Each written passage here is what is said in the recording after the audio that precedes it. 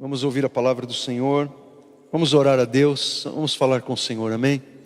Senhor, nosso Deus, nosso amado, bendito Pai, te agradecemos, te louvamos por essa oportunidade única, Senhor, de estarmos aqui.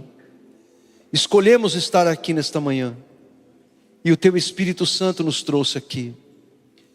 O Senhor já tem falado conosco de muitas formas, de muitas maneiras, neste culto de adoração e de celebração ao Senhor. Agora pedimos que o Senhor fale conosco pela ministração da Tua palavra. É o que nós te pedimos em nome de Jesus. Amém. Amém, meus amados. Muito bem, eu quero convidar você, quero apelar à sua imaginação, para que você nesse momento imagine uma família. Imagine uma família. Não importa de quantos membros, de quantas pessoas, ou o formato dessa família. Imagine uma família. Eu não sei que família você imaginou, mas seja qualquer família que você tenha imaginado, com certeza, esta família não é uma família perfeita. Com certeza, é uma família imperfeita.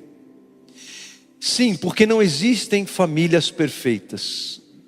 Não existem pais perfeitos, mães perfeitas, filhos perfeitos.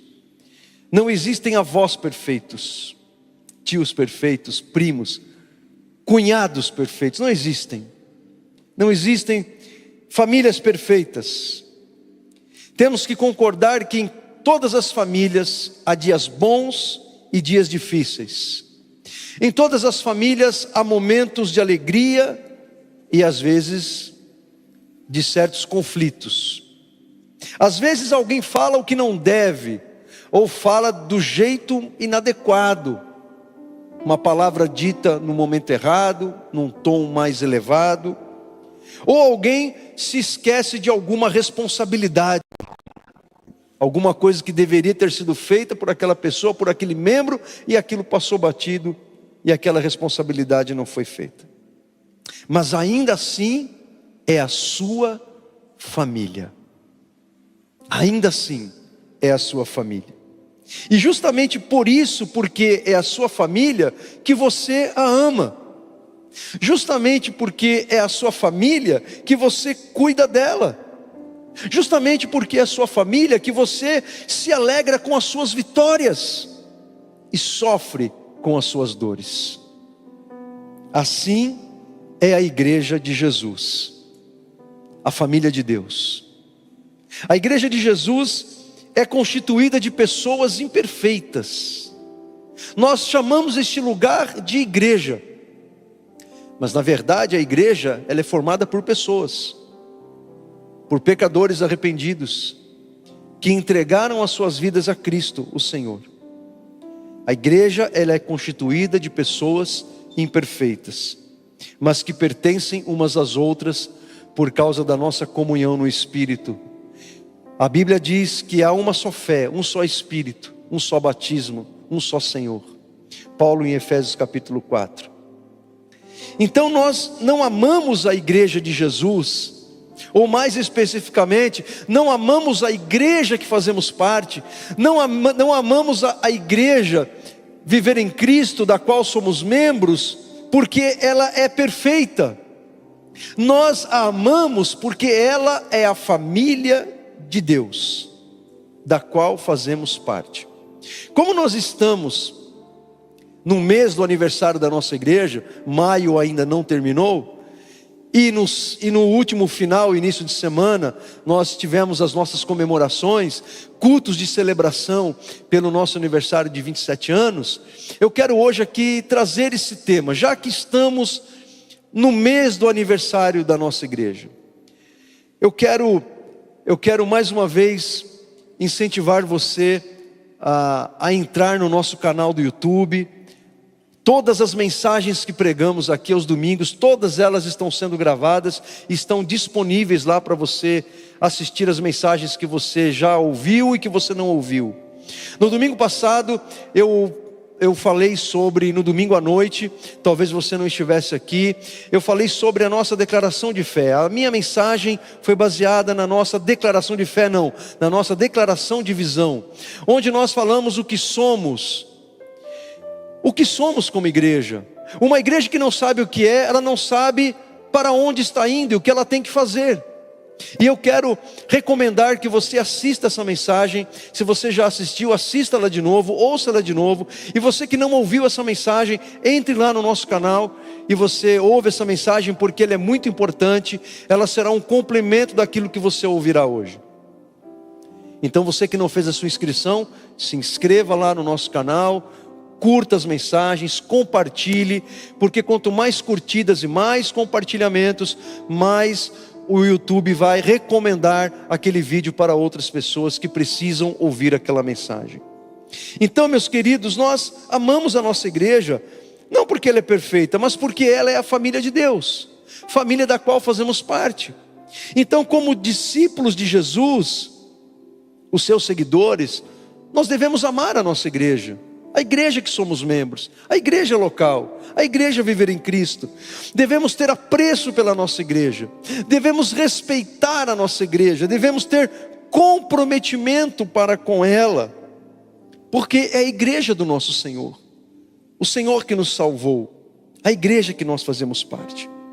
Mas aí eu faço uma pergunta a você: você tem realmente amado a sua igreja? De repente, há alguns irmãos aqui nos visitando e você é membro de outra igreja. Então, eu faço essa pergunta para você, irmão querido de uma outra igreja irmã que está nos visitando. Você ama a sua igreja que você é membro lá? Você tem amado a sua igreja? Você que é membro da igreja Viver em Cristo, você ama a sua igreja de verdade? Ou o seu sentimento em relação à igreja é um sentimento indiferente? O nosso sentimento em relação à igreja que fazemos parte, irmãos, não pode ser um sentimento indiferente. Nós temos que amar a nossa igreja. Mas aí nós temos que fazer uma outra pergunta, porque talvez é essa pergunta que você esteja fazendo na sua mente ou no seu coração: por que eu devo amar a minha igreja? Quais as razões pelas quais eu devo amar a minha igreja?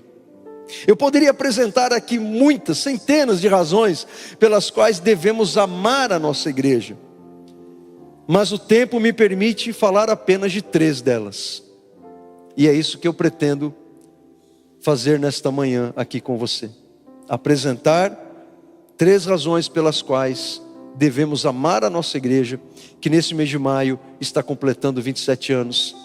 Então vamos lá. Em primeiro lugar, você deve amar a sua igreja, porque pelo simples fato de que Jesus ama a sua igreja. Jesus ama a igreja, logo nós devemos amar a igreja do Senhor. Jesus ama a igreja, e Jesus amou a igreja, irmãos. A Bíblia diz de tal maneira que Ele deu a sua própria vida por ela. Veja esse texto tão conhecido por nós, texto que nós pregamos em palestras de casal, em casamentos, em que nós aprendemos com esta palavra o papel de maridos e esposas dentro do casamento. E Paulo aqui está fazendo uma comparação. Paulo está dizendo nesse texto qual deve ser o critério ou a medida do amor que um marido tem que ter para com a sua esposa.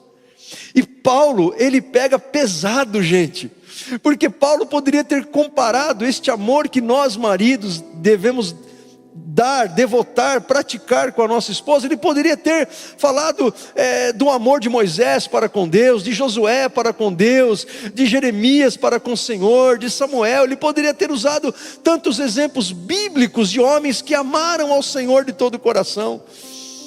Mas aí Paulo, ele usa Jesus, o Senhor.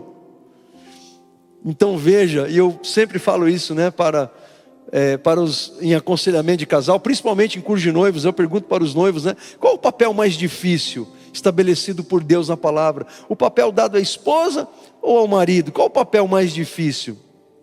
Eu não sei qual o papel mais difícil, mas o fato é que em Efésios 5 fala que cada um deve servir e cuidar do outro.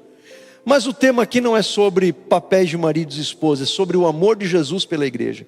E aí Paulo fala assim: maridos, mostrem pelas suas esposas E eu gosto muito dessa tradução da Nova Bíblia Viva, porque vai dizer assim: mostrem pelas suas esposas o mesmo tipo de amor que Cristo mostrou pela igreja quando se entregou por ela.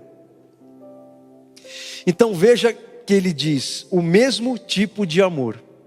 Então, não é qualquer amor, existe um tipo, existe uma qualidade, existe algo de especial neste amor de Jesus pela igreja. É um amor que foi capaz de levar Jesus às últimas consequências.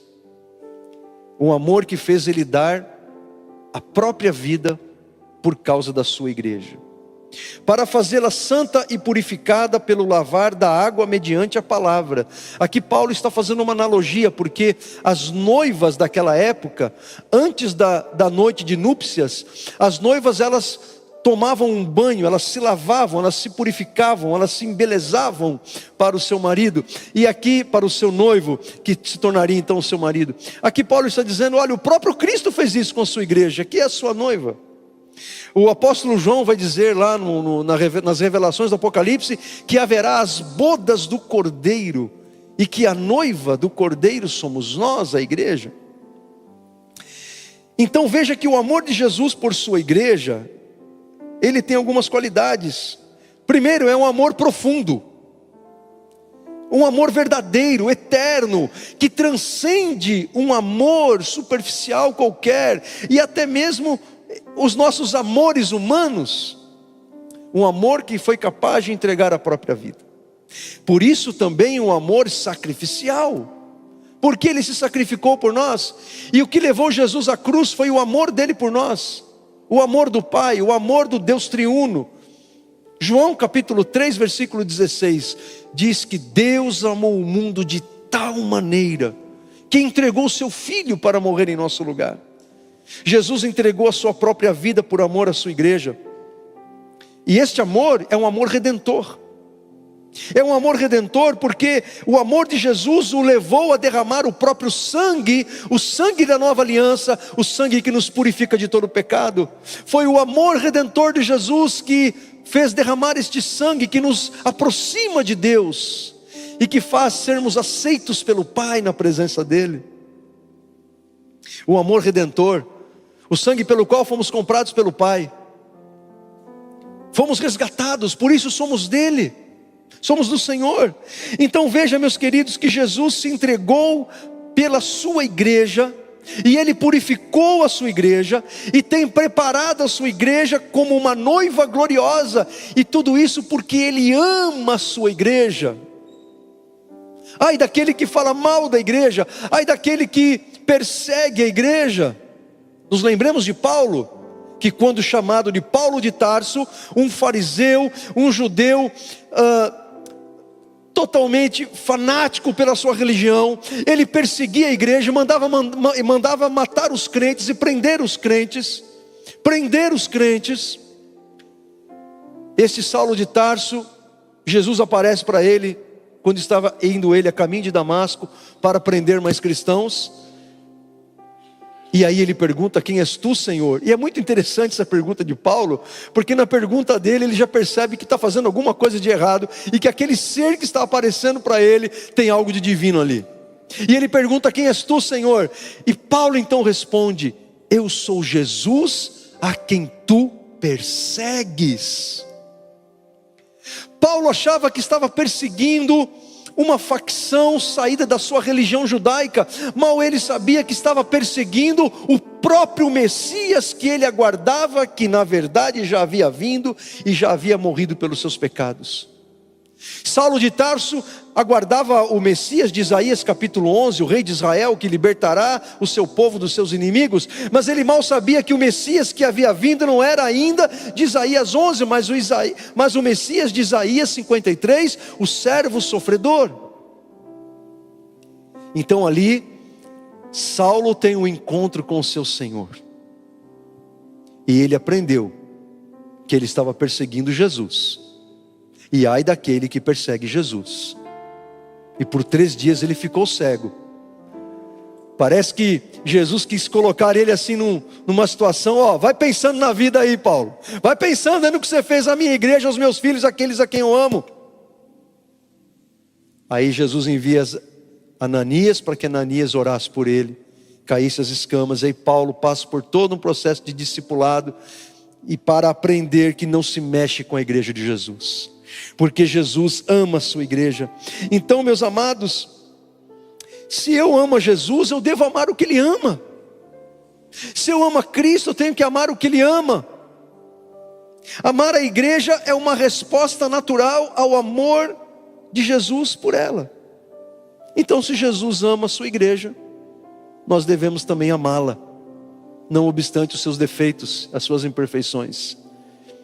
Jesus ama a igreja, então devemos amá-la também. Esse é o primeiro motivo do porquê você deve amar a sua igreja. Em segundo lugar, você deve amar a sua igreja porque você faz parte do corpo de Cristo na terra.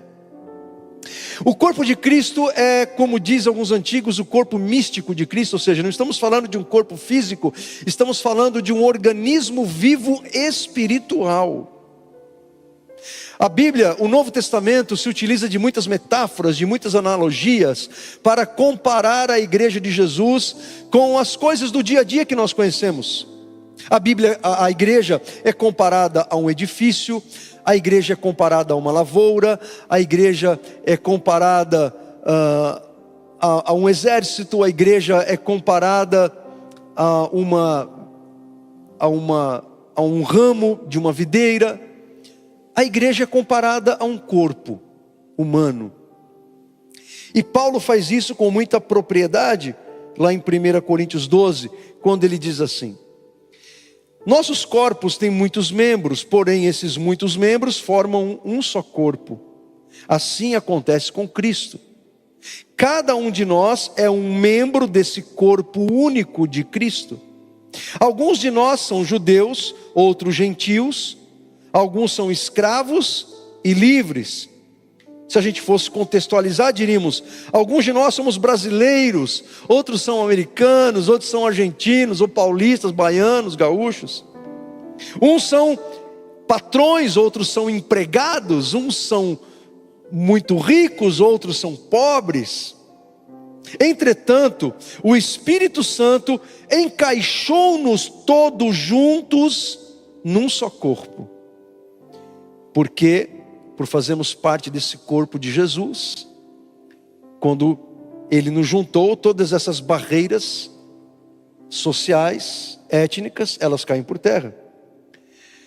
Todos nós fomos batizados no corpo de Cristo. Aqui não está falando nem do batismo no Espírito Santo e nem no batismo em água, porque a palavra batismo no grego significa batizo, que significa literalmente uma imersão, um mergulho, uma introdução.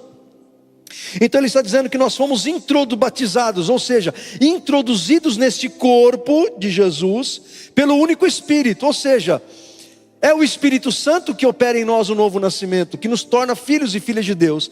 Então Paulo está dizendo que no momento em que você nasceu de novo, que você foi gerado por Deus, feito uma nova criatura, neste momento, o mesmo Espírito que operou em você o novo nascimento, porque pelo fato de você ter nascido de novo, o Espírito Santo introduziu você nesta família de Deus, nesse corpo espiritual que é o corpo de Cristo. E a todos nós foi dado a beber do mesmo Espírito Santo. Ou seja, alguém que não tem o Espírito de Cristo, como Paulo diz aos Romanos, esse tal não é dele. E se alguém não tem o Espírito de Cristo, é porque ainda não nasceu de novo, logo não faz parte da igreja, da família de Deus. Então aqueles que foram salvos, que são morada do Espírito, naturalmente fazem parte da família de Deus, fazem parte desse corpo de Cristo. Ora, o corpo não é feito de um só membro, mas de muitos. Então Paulo está dizendo que o corpo de Cristo, que é a igreja, e ele vai dizer mais à frente em Efésios, que Jesus é a cabeça desse corpo e nós somos os membros.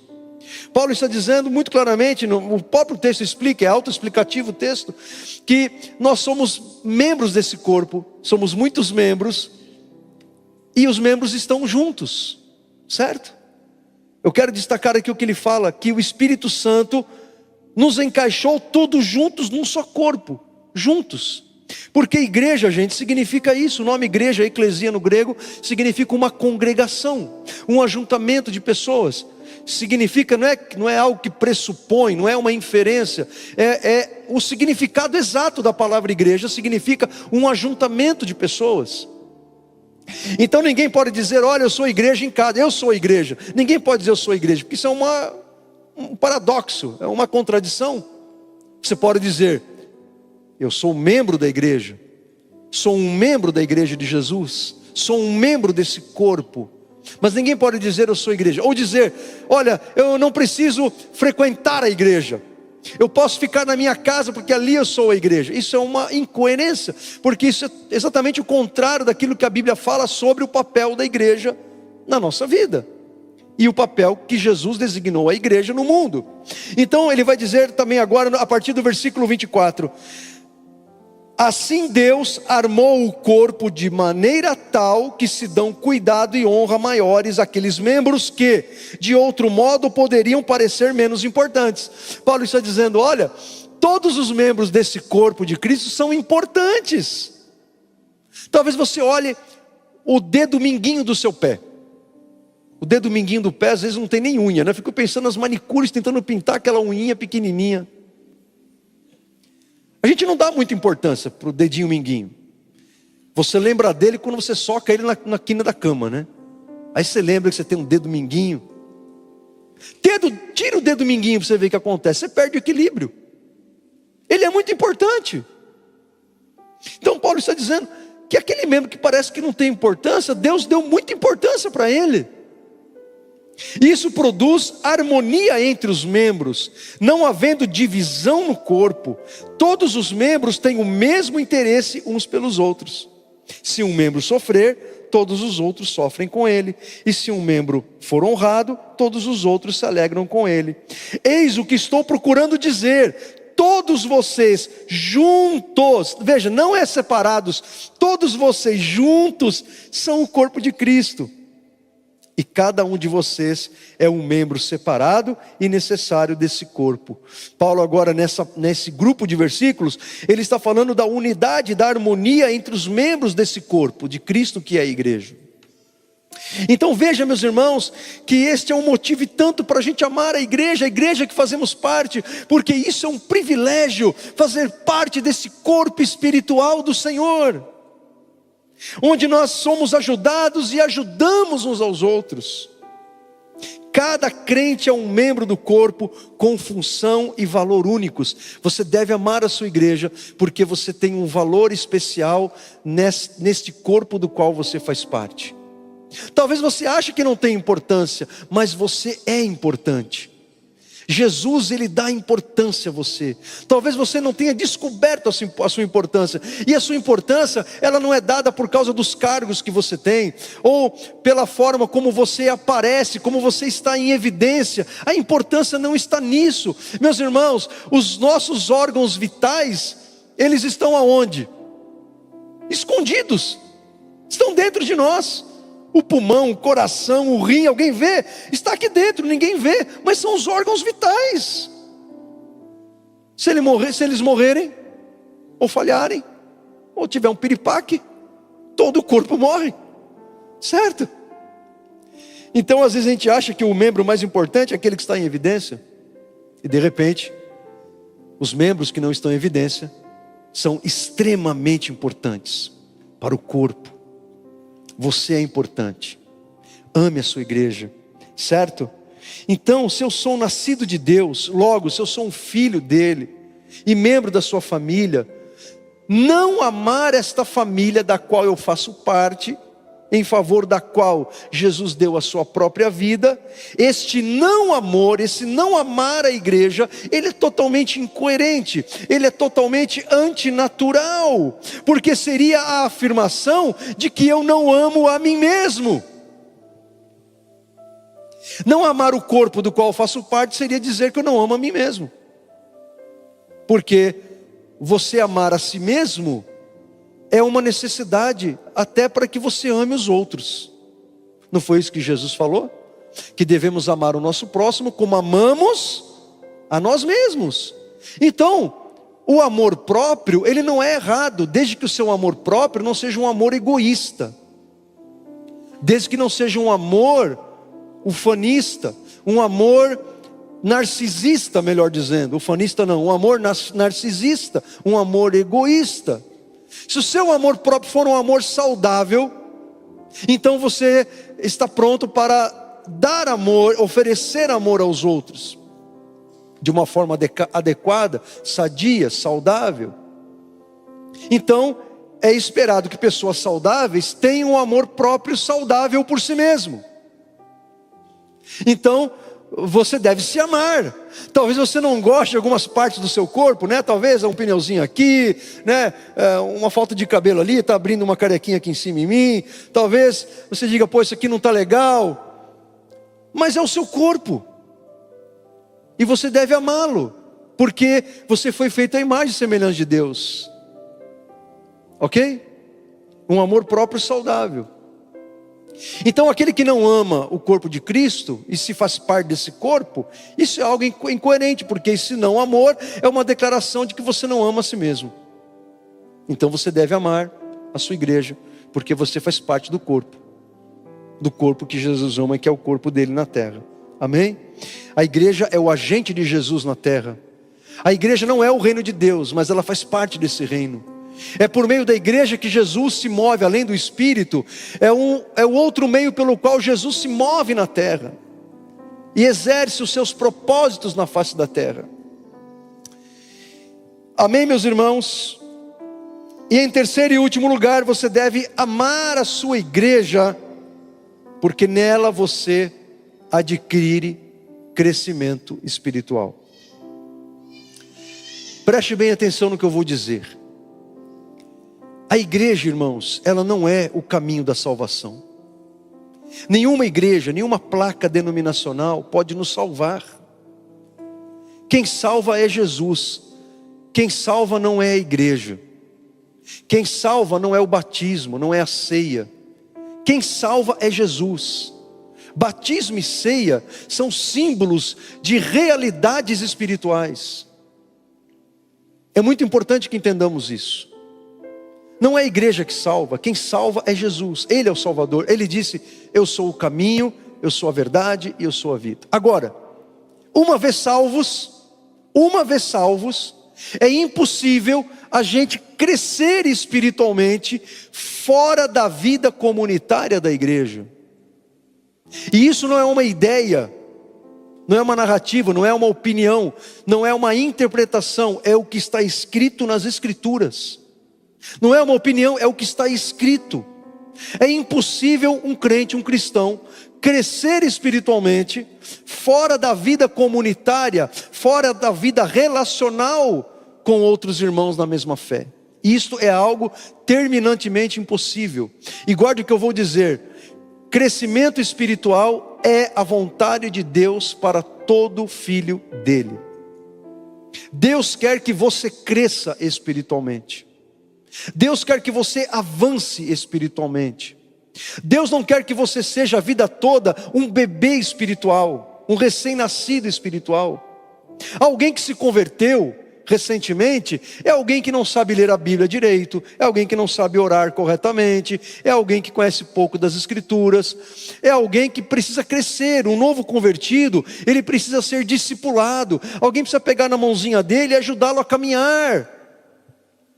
É aquilo que a palavra de Deus fala lá aos Hebreus, e também Paulo na sua carta aos Coríntios: olha, vocês são ainda imaturos, vocês são ainda crianças, vocês não podem ainda comer alimento sólido, a gente tem que dar papinha para vocês, leitinho materno, não é nem aquele leite mais grosso com Neston, sabe? É aquele leite que sai do peito da mãe.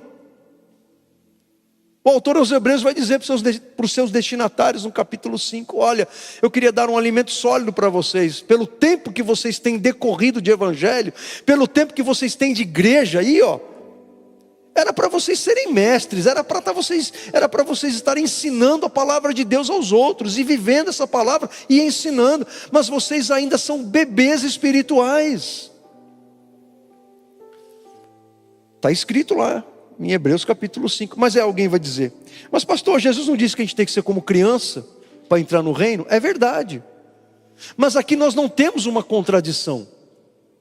Nós temos duas verdades espirituais que se complementam.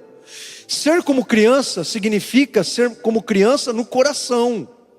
No coração devemos ser como crianças espiritualmente falando, porque criança não guarda mágoa. Criança perdoa fácil. Criança, elas estão lá brigando uma com a outra por causa dos brinquedos no parquinho. Elas brigam, uma mete a mão na outra, morde o braço. Daqui a pouco elas estão brincando de novo, já se esqueceram do que aconteceu. São as mães que ficam bravas uma com a outra e não querem nem olhar mais a cara da outra. Então ser criança é isso, é essa simplicidade. Outra coisa, criança acredita em tudo que você fala. Tudo que você fala para a criança, ela acredita, ela é crédula. Então é nesse sentido que devemos ser como crianças. Devemos crer naquilo que Deus fala para a gente. Devemos confiar na segurança que o Pai promete para nós. Devemos ter um coração puro, um coração perdoador. É nesse sentido que devemos ser como crianças.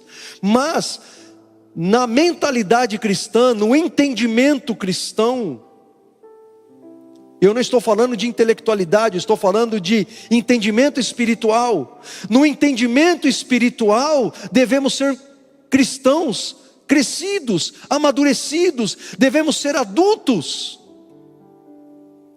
Tem uma canção que nós cantamos, que quando a gente canta, fica até com medo que o povo entenda errado o que está cantando. Quando a letra diz assim, que pela minha vontade de crescer, eu me perco a minha fé. É quase uma contradição a letra dessa música.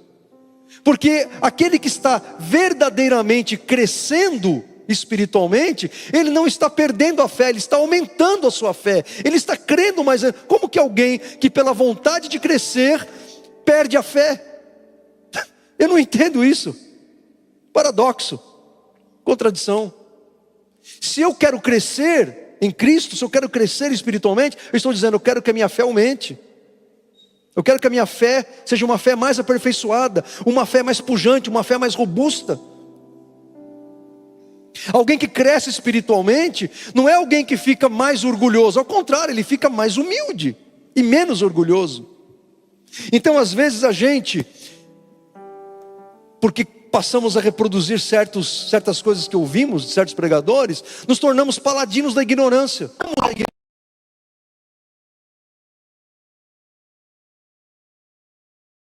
Ser espiritualmente é a vontade de Deus. Veja o que nós encontramos na igreja primitiva de Atos capítulo 2.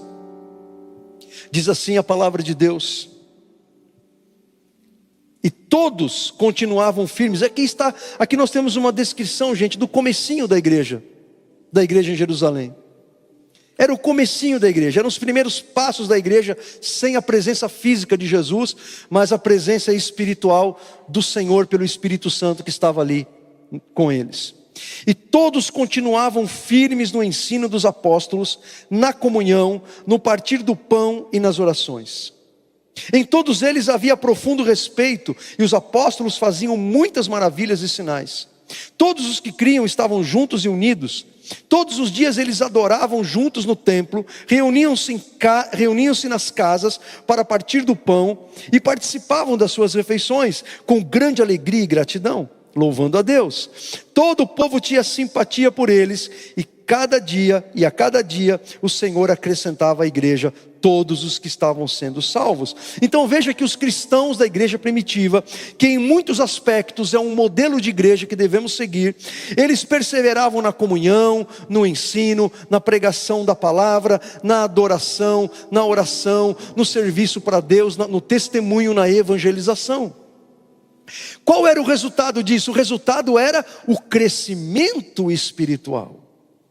Aquela igreja estava aprendendo a crescer no Senhor e a lidar com seus problemas, com as suas dificuldades. A gente vai ver que houve um problema na igreja ali com as viúvas de origem grega em Atos capítulo 6. Era uma igreja que estava em desenvolvimento e aprendendo a lidar com seus desafios. Veja, nessa igreja havia comunhão, ensino, pregação, adoração, milagres, oração, testemunho. O resultado, crescimento espiritual. O ambiente da igreja. Quando eu falo ambiente da igreja, eu não estou falando apenas do ambiente físico, mas eu estou falando do nosso relacionamento com os irmãos na fé, ele promove este crescimento espiritual. Veja o que Paulo vai dizer em Efésios 4, 15 e 16. Seguiremos com amor a verdade em todo o tempo, falando com verdade, tratando com verdade, vivendo em verdade. E assim nos tornaremos cada vez mais e de todas as maneiras semelhantes a Jesus, que é o cabeça do seu corpo, a igreja. Agora preste atenção no que ele vai dizer, porque isso é fundamental para aquilo que nós estamos pensando aqui agora e comunicando. Sob a direção dele, de quem? De Jesus, que é o cabeça desse corpo, todo o corpo, que somos nós, se ajusta perfeitamente, e cada um dos membros em sua maneira particular auxilia os outros membros, de tal modo que todo o corpo seja saudável e cresça em amor. Só esses 2 versículos, gente, já dá uma mensagem de 2 horas aqui.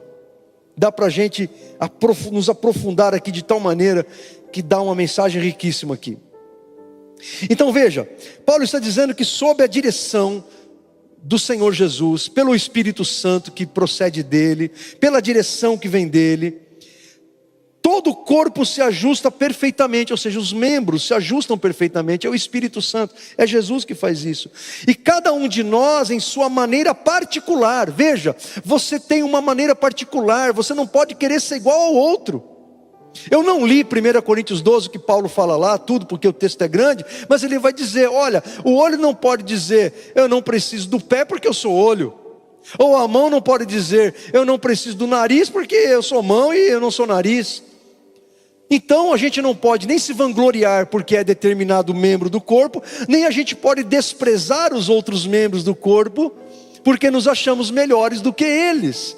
Não, Paulo está dizendo que nós, de uma maneira particular, ou seja, de uma maneira única, porque você é um ser único, com dons espirituais que o Espírito Santo concedeu a você, para que você auxilie outros membros, ou seja, é um ajudando o outro, de tal modo que o corpo seja saudável.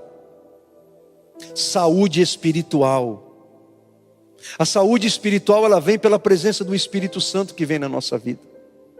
A saúde espiritual é dada à igreja pela forma como nos relacionamos com Deus e uns com os outros. Não é pela ceia que recebemos saúde espiritual. Recebemos saúde espiritual pela presença do Espírito que habita em nós, pela forma como nos relacionamos com Deus na nossa vida diária e como nos relacionamos uns com os outros. Para que todo o corpo seja saudável e cresça em amor. Agora eu pergunto para você que de repente está viajando nessas ideias aí de que você pode ser igreja na tua casa sem precisar dos irmãos. Como que você vai viver isso sozinho? Como que você vai viver isso isolado? Como você vai viver isso escondido na tua casa? Como você vai viver isso assistindo o culto pela internet? Há muitos irmãos assistindo o culto pela internet, mas eu espero que você esteja à noite aqui no culto, ou se você não pôde estar aqui porque você está viajando, que você esteja aqui na primeira oportunidade que você tiver. Porque não é possível, irmãos, a gente viver esta vontade de Deus para nós isoladamente. Porque se um membro ele está fora do corpo, o que acontece? Aquele membro morre.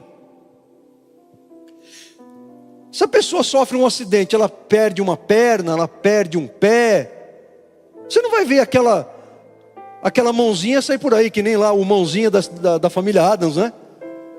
Aquilo é só na família Adams, gente. Se alguém perder a mão, aquela mão vai morrer. O corpo vai continuar, mas aquela mão vai morrer, aquele braço vai morrer, aquela perna vai morrer, aquele pé amputado vai morrer, porque está fora do corpo. O que acontece com o membro fora do corpo? Ele morre espiritualmente. Eu nunca vi um crente, irmãos, que se desligou do corpo, que é um crente cheio do Espírito, que é um crente que está sendo usado por Deus, que é um crente que está sendo usado para testemunhar de Jesus, que é um crente que ama a igreja e que trabalha em favor dela. Não. Um membro que se desligou do corpo, ainda que ele continue crente, é alguém que está espiritualmente adormecido, ou espiritualmente morto. É alguém que perdeu a alegria da presença do Senhor. É alguém que geralmente está dando razões racionais do porquê não frequenta mais a igreja, porquê não está mais entre os irmãos, e geralmente são críticas contra a igreja que Jesus ama. Por isso que você vê tanto desagrejado aí falando mal da igreja na rede social. Gente que se diz crente. São pessoas feridas, machucadas, que certamente tiveram alguma decepção com alguma liderança cristã, foram machucados, feridos. Mas isso não justifica esse tipo de atitude, gente. Ir para a rede social falar mal da igreja, como se todas as igrejas fossem igrejas ruins, todos os pastores fossem ruins. Essa gente precisa de cura, precisa ser curada, precisam de salvação. Por isso, a recomendação da palavra de Deus em Hebreus capítulo 10, versículos 24 e 25. Importemo-nos uns com os outros para nos incentivarmos ao amor e às boas obras. E não deixemos de nos reunir como igreja. Olha só, isso aqui, gente, que eu falo, não é opinião, não é interpretação. Está escrito, as palavras, elas são autoexplicativas. Não deixemos de nos reunir como igreja, segundo o costume de alguns. Isso já era costume lá, 2000 anos atrás. Mas procuremos encorajar uns aos outros, sobretudo agora que vocês veem aproximar-se o dia. Veja que coisa interessante esse texto de Hebreus. Ele está dizendo que nós temos que perseverar em nos incentivar ao amor e às boas obras. Ou seja, isso só pode fazer, a gente só pode viver isso se a gente estiver junto, se a gente estiver caminhando junto. É por isso que a Viver em Cristo, ela tem vários trabalhos que promovem esse estreitamento de relacionamento. Porque se você só vem aos cultos, ok, isso é ótimo. Aqui você está aprendendo a palavra de Deus, você está crescendo, esse ambiente é muito importante. Mas você deve buscar algo mais do que isso. Por que nós temos grupo de jovens, grupo de mulheres que se reúnem? Temos os grupos de casais, temos as classes de estudo bíblico para adolescentes, para que haja esse estreitamento de relacionamento, certo? Como que eu vou incentivar ao amor e às boas obras os meus irmãos, se eu chego na igreja quando o culto já começou e vou embora correndo antes do amém e não me relaciono com ninguém? Como que eu vou viver isso? Como que eu vou contribuir dessa forma com a vida do meu irmão? E como que eu vou permitir que o meu irmão contribua na minha vida dessa forma? E não deixemos de nos reunir como igreja. Você está falando do que estamos fazendo aqui agora, segundo o costume de alguns. Aí ele vai dizer, isso é o presente, tempo presente. Aí ele nos convida a olhar para o futuro. Quando ele diz, agora que vocês veem aproximar-se o dia, ele está dizendo, olha, há uma razão pela qual nós nos reunimos, além do crescimento, além da ajuda mútua, há uma razão escatológica, futura, eterna, que Jesus um dia voltará.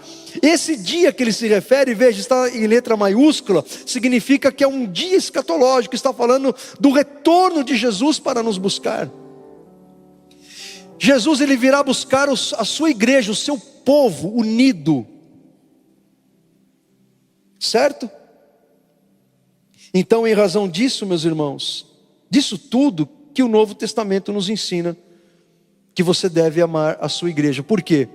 Porque em nenhum outro lugar, preste atenção, em nenhum outro lugar você tem a oportunidade de desfrutar de experiências que você pode desfrutar somente no ambiente da vida comunitária da igreja, no relacionamento com os irmãos.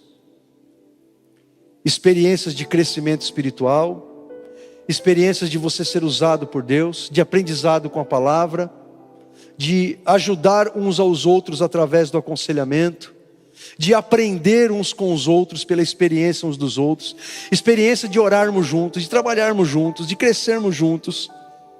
Porque, gente, é na sua igreja, é na nossa igreja que nós aprendemos como devemos viver no mundo. Este momento aqui é um momento extremamente importante. Eu vou dizer para você que o que estou fazendo aqui agora, nesse momento, é o papel que eu desempenho como pastor, o papel mais importante. O papel mais importante que o pastor desempenha de tudo aquilo que ele faz é o púlpito, é a pregação, é o ensino. Eu estou exercendo agora o papel mais importante da missão que Jesus me deu, que é ensinar o povo, que é pregar a palavra de Deus. Então, por isso que aquele que prega tem uma grande responsabilidade. Eu falo disso lá na mensagem que eu preguei domingo passado à noite. Aquele que prega tem uma grande responsabilidade, porque a gente tem que ter a noção, a consciência de que nós estamos formando mentes, almas, e aquilo que você recebe na tua igreja, é o ensino que você recebe na tua igreja, é esse ensino que você vai aplicar em toda a sua forma de viver, no seu casamento, na criação dos filhos, no seu trabalho, nos seus projetos, nos seus sonhos. Porque a Bíblia diz tudo que você precisa saber para viver bem diante de Deus, diante dos homens e diante de si mesmo. Uma igreja que dá um ensino errado, a pessoa vai viver aquilo de forma errada, certo? Então, meus irmãos, isso a gente tem visto muito por aí, né? A pessoa recebe um ensino errado, ela vai viver errado. Então, aquilo que nós ensinamos, se estiver pautado nas Escrituras, e aquilo que estamos falando das Escrituras é sem distorcê-la, isso te dá o quê? Isso te dá condições de você viver de uma forma correta a sua vida quando você sair daqui, certo? Isso te fornece capacitação espiritual, e essa capacitação você adquire na sua igreja, não é em outro lugar, é aqui. Você pode visitar outra igreja, você pode assistir pregações pela internet de outros pastores, que abençoam certamente a sua vida, mas é aqui que você recebe capacitação espiritual, é nessa vivência aqui uns com os outros, amém? Fala-se de um missionário que certa vez ele contou sobre uma aldeia remota, onde havia uma jovem prometida em casamento a um noivo que havia partido para um lugar distante para preparar um lar para eles em outra cidade. Todos os dias ao entardecer, aquela moça, aquela jovem, ela se arrumava, ela penteava os cabelos, ela colocava a melhor roupa, ela se perfumava e ficava sentada esperando, olhando no horizonte, esperando o seu amado chegar. As pessoas zombavam dela e diziam: ei, ele te esqueceu, ele já arrumou outra, já tem outra família, ele te abandonou. Mas ela respondia com firmeza: ele prometeu voltar, e eu estarei pronta quando ele vier.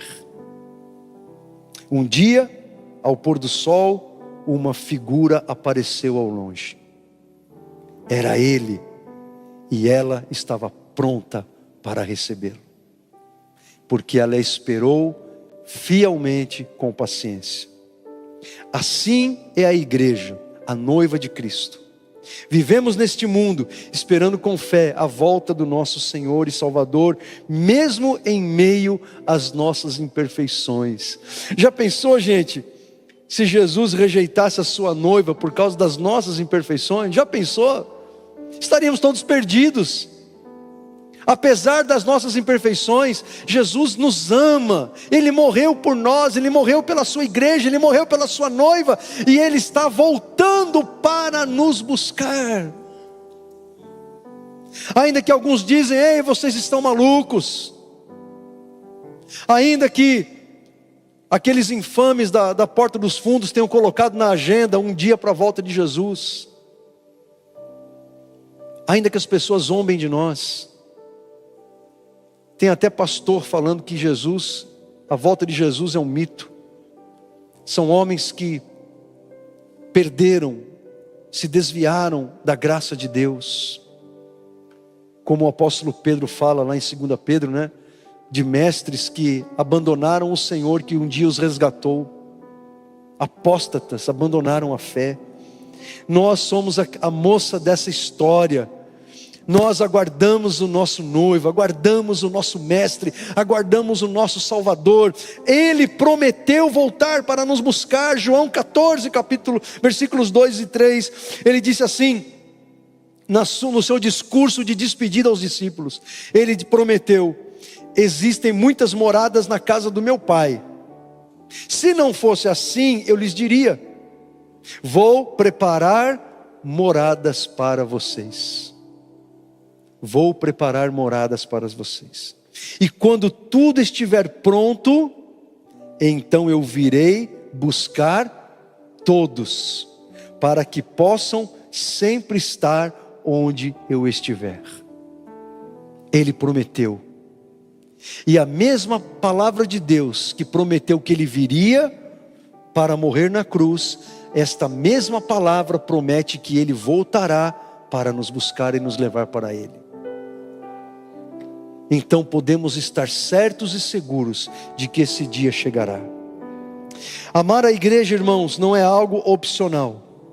Amar a igreja é uma expressão da nossa identidade em Cristo, como filhos do Pai e como testemunhas de Jesus, como seus discípulos, porque devemos amar aquilo que Ele ama.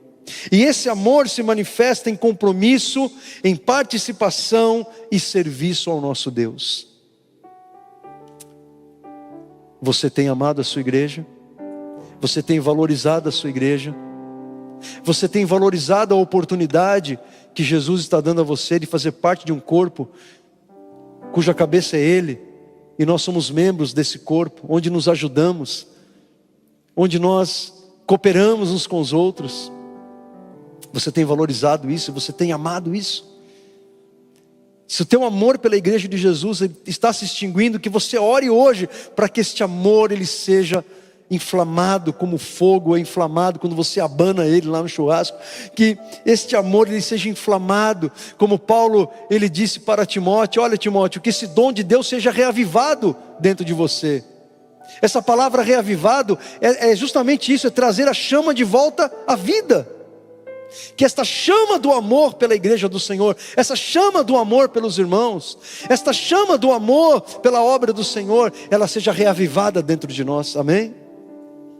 Eu quero convidar você a ficar em pé, fechar os teus olhos e a oferecer a sua vida a Deus.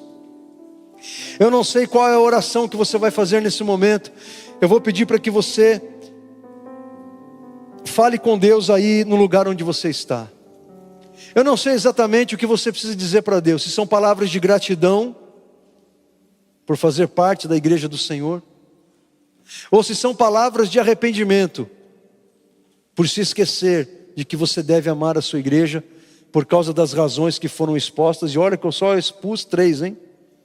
Poderia colocar aqui dezenas, centenas de razões. Então quero convidar você a fechar os olhos e falar com Deus. O que você precisa dizer para Jesus em relação à igreja que você faz parte? São palavras de gratidão pela igreja que você faz parte, palavras de gratidão por você ter sido introduzido pelo Espírito Santo no corpo do Senhor, palavras de gratidão pelos irmãos que você tem na casa do Senhor, palavras de gratidão pelos pastores, pelos líderes que pastoreiam a sua vida, que te ensinam, palavras de gratidão pela oportunidade que você tem de servir na casa do Senhor, de acordo com os dons e habilidades especiais que o Espírito Santo concedeu a você. Palavras de gratidão por fazer parte da família de Deus. Ou será que a tua oração é uma oração de arrependimento, de confissão, de que você precisa ter o seu amor pela igreja do Senhor renovado, ter este amor avivado, este amor reavivado? Qual é a oração que você precisa fazer nesse momento a Deus? Que você não fique indiferente nesse momento, que a sua oração não seja a oração de um coração indiferente, mas que seja a oração, seja de um coração grato ou de um coração arrependido, que quer conserto na casa de Deus, que quer amar novamente aquilo que Jesus ama, aqueles a quem Jesus ama, que é a sua igreja. Vamos orar a Deus. Senhor nosso Deus, nosso amado bendito Pai, queremos te agradecer, Senhor, por fazermos parte da tua família, a família formada por todos aqueles que foram remidos pelo teu sangue. Obrigado, Senhor, por sermos irmãos uns dos outros em Cristo. Obrigado, Pai, por termos sido gerados por ti no novo nascimento. Obrigado, Senhor querido, Senhor amado, Obrigado, Jesus, por fazermos parte desse corpo, por fazermos parte da igreja Viver em Cristo. Obrigado, Senhor, por escrever a história desta igreja do Senhor através das nossas vidas. Obrigado, Senhor, pela vida dos nossos irmãos. Obrigado, Senhor, por cada criança, por cada jovem, por cada adolescente, por cada pai, por cada mãe, por cada família, por cada idoso. Senhor, nós te agradecemos por cada membro desse corpo. Obrigado, Espírito Santo, por distribuir tantos dons e talentos tão diversos entre nós. Obrigado, Senhor, porque nesta diversidade de dons e de personalidades, nessa diversidade, o Senhor enriquece este corpo que é o Senhor, este corpo do Senhor na terra. Senhor querido, que a igreja Viver em Cristo venha cumprir os teus propósitos na terra, os teus propósitos na adoração, na evangelização, na comunhão, no serviço da tua obra, ó Senhor, e no crescimento espiritual, no discipulado, que sejamos cada vez mais parecidos, Senhor, contigo, na nossa caminhada neste mundo. Senhor, toma em tuas mãos aqueles que neste momento, aqui neste lugar, estão te pedindo perdão, Senhor, porque o amor pelo teu povo, o amor pela tua igreja, o amor pela tua obra tem se esfriado ou já se esfriou.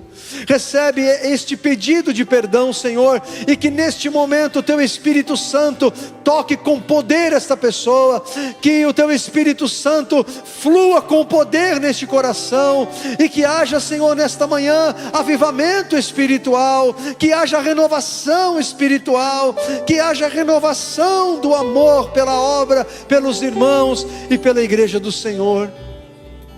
E se há alguém aqui, Senhor, nesta manhã, que ainda não faz parte da família de Deus, porque ainda não entregou a sua vida, o seu coração a Ti, Pai amado, que esta pessoa agora seja tocada pelo Espírito Santo e convencida do pecado, da justiça e do juízo, e que haja salvação, que haja arrependimento de pecados, que haja confissão, que haja abandono de pecados, e que haja salvação nesta manhã, Senhor. E que vidas, Pai, pecadores arrependidos, sejam recebidos como partes integrantes da família do Senhor. E que assim, que haja festa nos céus, que haja alegria por parte dos anjos do Senhor nos céus, por almas que estão se convertendo nesta manhã, Senhor. Em nome de Jesus, em nome de Jesus.